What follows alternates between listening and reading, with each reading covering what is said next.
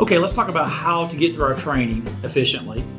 The first thing I want you to do is set up a little bit of a training schedule. What does that mean? It means that I want you to allocate about 30 to 45 minutes a day, and that's what you're doing for that period of time. So I'm asking you to focus on your training, 45 minutes, an hour, whatever it is, but no more than that, okay?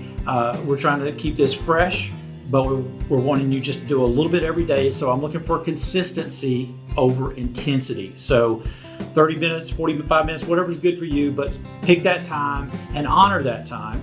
So if you're halfway through one of these books and your 45 minutes is up for the day, that's fine. Close the book, go about your business, okay? But while you're training, that's what we're doing for that 45 minutes. The biggest thing that I see people have trouble with is they will start training in January for a test they're planning on taking in August.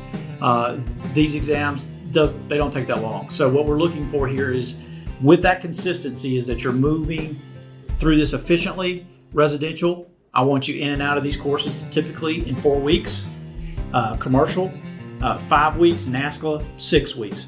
So that's a good period. I'm trying to get you from the time you start training to the time you go take your test. I'm trying to keep that as tight as possible, okay? But I'm not trying to grind you into a nub here. What I'm trying to do is for you to touch each one of these a little bit every day. So getting back to how we're going to do this.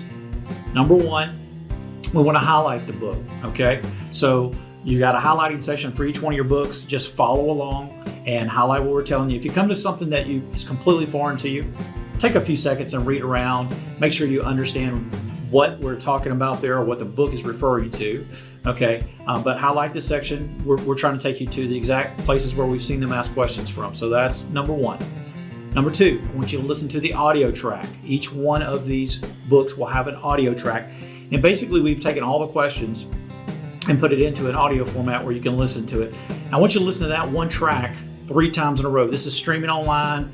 We have it in CD format. You can get to it from your phone, whatever you need to. But I want you to listen to that one track 3 times in a row, okay? Most of these audio tracks are less than 10 minutes. Gypsum right here, this one's probably, I think this one's 8 minutes. Energy Code, this is super thin, probably 2 minutes. So what we're doing is we're reading off the questions that we had you highlight that information about. So I'm just trying to give it to you in a different format. You then have a study guide with all those questions printed out in case you're a person that likes to read stuff and can hold on to it that way. That's fine too. I'm not really trying to get you to memorize this stuff. I know it sounds like I am, but I'm not. I'm really wanting you to be comfortable finding this stuff. So once you've highlighted that book, once you've listened to it, you're going to take a quiz on just this one book at a time, okay? One book. So there's going to be a quiz and a test just for this one book, and each one of them has it. You're comfortable finding this stuff. You're moving around in the book. You're using the book while you're taking these quizzes. That's what we want, okay? If you call me and say, hey, look, I'm making great scores and I can do it in 2 minutes, I'm like, hey, that's not good, because you're trying to recognize a pattern to a question and an answer. And what I really want you to be is comfortable finding the information, because PSI will change the question around sometimes, okay? So, and if you're looking for one specific word or something another, it might not ring a bell for you. So being comfortable knowing why it's in this book and where it's in this book is huge, okay? So again, consistency on your training, stay with that 45 minutes a day. And if you miss a day or two, no big deal, but if you start stretching this out over 2 months, 3 months, it's so hard to go back and recall this stuff. So I really want you to keep moving on this. Once you start, is to continue to move, okay? So you're gonna go through the highlighting session with each one of these. You're gonna go through the quizzing with each one of these books. Then finally, the final part of the training is we have 2 different types of practice exam and a practice test, okay? So the practice test is now comprehensive. So we're taking all these books that you've been studying, and we're asking these questions all jumbled up together, okay? And this is where you can verify, hey, I know where to go get this from and all that. The practice tests are still training you. We have hints out there. So if you come across a question and you're unsure, click hint. I'm not going to give you the answer, but I will tell you which book and which page number to go get it from. Okay, so we're really trying to get you comfortable getting back to these books as far as the information wise. Once you've done that a couple of times, cut your teeth on that, make sure you're good. You're going to move over to the final, which is a practice exam. Now, the practice exam looks just like the real test screens when you go. So at this point, we're training you not only what's on the test, but actually how the test works, how do I jump, skip, and mark questions? When I'm sorting my questions, how do I do this efficiently? That practice exam is as close to the real test. And usually what you're scoring on that is extremely close to what your real score will be.